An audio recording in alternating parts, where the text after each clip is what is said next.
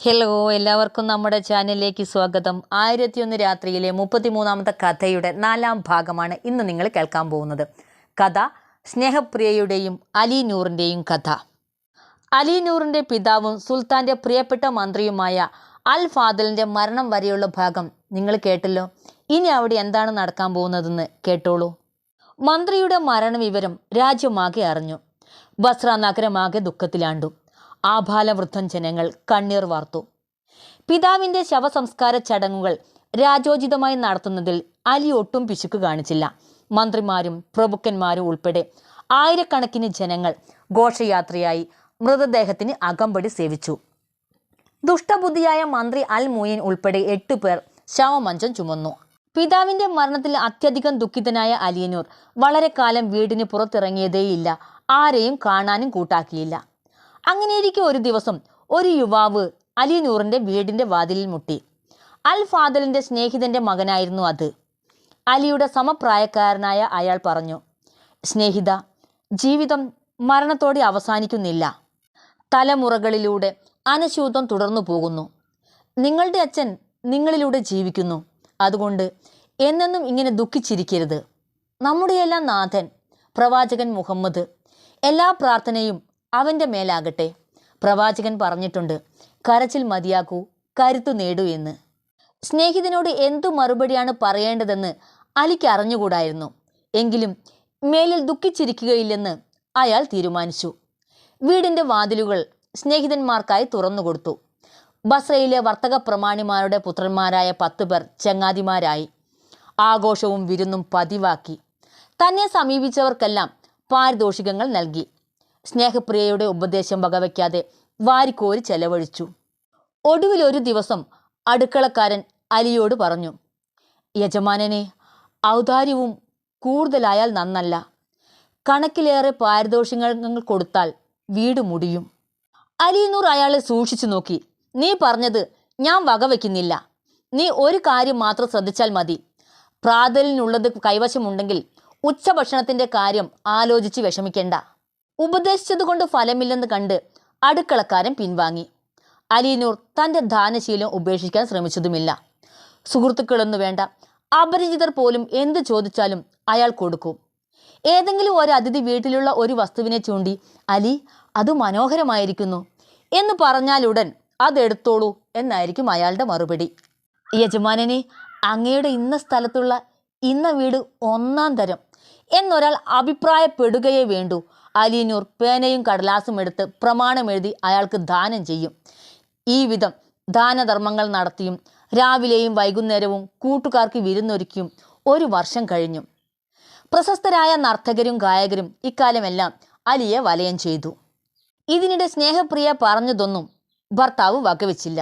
എങ്കിലും അവൾ പരാതിയൊന്നും പറയാതെ കവിതയിലും മറ്റു പുസ്തകങ്ങളിലും ആശ്വാസം കണ്ടെത്തി. ഒരു നാൾ അലി സ്നേഹപ്രിയയുടെ മുറിയിലിരുന്നപ്പോൾ അടുക്കളക്കാരൻ വന്നു വാതിലിൽ മുട്ടി. യജമാനനെ പുറത്തേക്ക് വിളിച്ച് അയാൾ പറഞ്ഞു, എൻ്റെ ഇവിടുത്തെ ജോലി തീർന്നു. വരവ് ചെലവ് എഴുതിയ കണക്കുകളാണിത്. ഇനി ഇവിടെ ഒന്നും ബാക്കിയില്ല. അലിനൂർ ശിരസ്സു നമിച്ചു. അല്ലാഹുവല്ലാതെ മറ്റൊരു ശക്തിയില്ല. ഈ അവസരത്തിൽ ആ വീട്ടിൽ തിന്നാനും കുടിക്കാനും കൂടിയിരുന്ന സ്നേഹിതന്മാരിൽ ഒരാൾ ഇത് കേട്ടു. അലി പാപ്പരായെന്ന് അയാൾ മറ്റുള്ളവരോട് പറഞ്ഞു.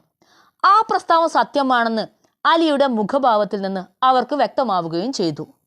ഞാനിപ്പോൾ പോകുന്നു, ഭാര്യ കാത്തിരിക്കും എന്ന് പറഞ്ഞ് ഒരു സ്നേഹിതൻ അലിയോട് വിടവാങ്ങി. ഉടനെ മറ്റൊരാൾ, എൻ്റെ സഹോദരൻ്റെ കുട്ടിയുടെ സുന്നത്ത് ഇന്നാണ്, ഞാനതിൽ പങ്കെടുത്തേ പറ്റൂ എന്ന് പറഞ്ഞ് അവിടെ നിന്ന് പിൻവലിഞ്ഞു. ഇങ്ങനെ ഓരോരുത്തരായി യാത്ര പറഞ്ഞപ്പോൾ അലിനൂർ സ്നേഹപ്രിയയെ വിളിച്ചു ചോദിച്ചു, എനിക്ക് നേരിട്ട നിർഭാഗ്യം നീ അറിഞ്ഞോ? എൻ്റെ സർവസ്വവും നഷ്ടമായെന്ന് ഭാര്യയെ അറിയിച്ചപ്പോൾ അവൾ പറഞ്ഞു, ഇങ്ങനെ സംഭവിക്കുമെന്ന് ഞാൻ വളരെ മുമ്പ് തന്നെ ഭയപ്പെട്ടിരുന്നതാണ്. ഞാൻ പറഞ്ഞത് അങ്ങ് വകവെച്ചില്ല. സ്നേഹപ്രിയെ, എനിക്കുണ്ടായിരുന്നതെല്ലാം സ്നേഹിതർക്ക് വേണ്ടിയാണ് ഞാൻ ചെലവഴിച്ചത്. ഇപ്പോൾ ഈ ദുർഘട സ്ഥിതിയിൽ അവർ എന്നെ കൈവെടിയില്ല. അലി ആശ്വസിച്ചു. അല്ലാഹു തുണയ്ക്കട്ടെ, അവരങ്ങനെ ചെയ്താൽ മതി. നമുക്ക് നോക്കാം. ഇപ്പോൾ തന്നെ ഞാൻ പോയി ഓരോരുത്തരോടും കുറേ പണം ചോദിച്ചു വാങ്ങാം. അതുപയോഗിച്ച് വല്ല തൊഴിലും തുടങ്ങാം. ഇനി ആഡംബരമൊന്നും വേണ്ട എന്ന് പറഞ്ഞ് അലി നൂർ തൻ്റെ ഉറ്റ സുഹൃത്തുക്കൾ താമസിക്കുന്ന തെരുവിൽ ചെന്ന് ആദ്യം കണ്ട വാതിലിൽ മുട്ടി. വാതിൽ തുറന്ന വൃത്തിയോട് സഹായം അഭ്യർത്ഥനയുമായി അലി നൂർ പുറത്തു നിൽക്കുന്നു എന്ന് യജമാനെ അറിയിക്കാൻ പറഞ്ഞു. വേലക്കാരി വീട്ടിനകത്ത് പോയി മടങ്ങി വന്ന് യജമാനൻ പറഞ്ഞു കൊടുത്തതുപോലെ അദ്ദേഹം പുറത്തു പോയിരിക്കുന്നു എന്ന് പറഞ്ഞു. കള്ളൻ വീട്ടിനുള്ളിൽ ഒളിച്ചിരിക്കുകയാണ് എന്ന് പറഞ്ഞ് അലി നൂർ മറ്റൊരു സുഹൃത്തിനെ തേടി ചെന്നു. അവിടെ നിന്ന് കിട്ടിയ മറുപടിയും മറ്റൊന്നല്ലായിരുന്നു. ഒരാളെങ്കിലും എന്നെ സഹായിക്കാതിരിക്കില്ല എന്ന് പ്രത്യാശിച്ച് ഓരോ വാതിലിലും മുട്ടി നിരാശനായി. ഒരു കഷ്ണം റൊട്ടി പോലും കിട്ടാതെ അലി നൂറിന് മടങ്ങേണ്ടി വന്നു. സ്നേഹപ്രിയയോട് നടന്നതെല്ലാം വിവരിച്ചപ്പോൾ അവൾ പറഞ്ഞു, ഞാൻ അങ്ങയോട് പറഞ്ഞതാണല്ലോ, നമുക്കൊരു കാര്യം ചെയ്യാം. ഈ വീട്ടിലുള്ള ആഭരണങ്ങളും മരസാധനങ്ങളുമെല്ലാം വിൽക്കാം. വളരെ നാളത്തെ ചെലവിന് അത് മതിയാകും. ആ നിർദ്ദേശം അലി സ്വീകരിച്ചു. പക്ഷേ അങ്ങനെ കിട്ടിയതും പെട്ടെന്നു തീർന്നു. ഇനി മറ്റൊന്നും വിൽക്കാനില്ലെന്ന് കണ്ട് ആകെ വിഷമിച്ചിരുന്ന അലിയുടെ കഴുത്തിൽ കെട്ടിപ്പുണർന്ന് സ്നേഹപ്രിയ ചോദിച്ചു, അങ്ങ് എന്തിന് വിഷമിക്കുന്നു? ഒന്നും മിച്ചമില്ലെന്ന് കരുതിയാണോ? ഞാനുണ്ടല്ലോ അങ്ങയുടെ സ്നേഹപ്രിയ. അറേബ്യൻ സുന്ദരിമാരുടെ റാണിയെന്ന് പണ്ടൊരിക്കൽ അങ്ങ് പുകഴ്ത്തിയവൾ. എന്നെ ചന്തയിൽ കൊണ്ട് വിൽക്കണം. അങ്ങയുടെ അച്ഛൻ 10,000 ദിനാർ വില കൊടുത്താണ് എന്നെ വാങ്ങിയതെന്ന കാര്യം ഓർമ്മയുണ്ടല്ലോ. ദൈവം കനിഞ്ഞാൽ ഒരുപക്ഷെ ഇപ്പോൾ അതിൽ കൂടുതൽ കിട്ടിയെന്നും വരും. അല്ലാഹുവിൻ്റെ കൃപയുണ്ടെങ്കിൽ വീണ്ടും നമുക്ക് ഒന്നിക്കാനും കഴിയും. സ്നേഹപ്രിയെ, നിന്നെ ഒരു നിമിഷം പോലും പിരിഞ്ഞിരിക്കാൻ എനിക്ക് വയ്യല്ലോ, അലി പറഞ്ഞു. എനിക്കും വയ്യ, പക്ഷേ ആവശ്യം നേരിട്ടാൽ എന്തു ചെയ്യും? അലി നൂർ സ്നേഹപ്രിയയെ തഴുകി തലമുടിയിലും കവിളിലുറ്റു വീണ കണ്ണീരിലും ചുംബിച്ചു. അവൾ ക്ഷമയോടെ അയാൾ ഉപദേശിച്ചു, തൻ്റെ വശത്താക്കി. അൽ ഫാദൽ എന്ന മന്ത്രിപുത്രന് പട്ടിണി കിടക്കേണ്ടി വരുന്നു എന്ന നാണക്കേട് ഒഴിവാക്കാൻ മറ്റൊരു മാർഗമില്ലെന്ന് ബോധ്യപ്പെടുത്തി.